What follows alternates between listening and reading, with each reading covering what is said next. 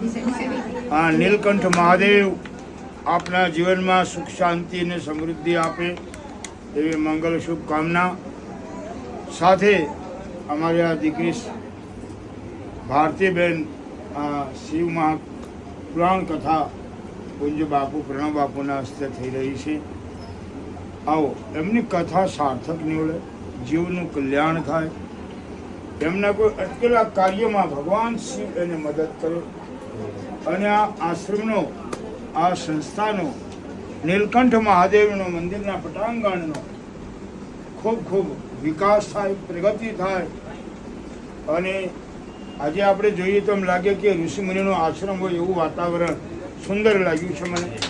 અને આપણે પણ એવી કામના કરીએ કે એનો આખો પરિવાર જે આ કથા કરી રહ્યા છે, કાંઈક થોડીક પરમાત્માની કૃપા હોય ને તો જ શિવનું નામ તમે લઈ શકો છો અને સત્સંગ કરી શકો છો. બિન સત્સંગ વિવેક ન હોય, રામ કૃપા બિન સુલભ ન હોય. ભગવાનની કૃપા સિવાય કથા અને સત્સંગ અને સદગુરુનું સાનિધ્ય મળતું નથી.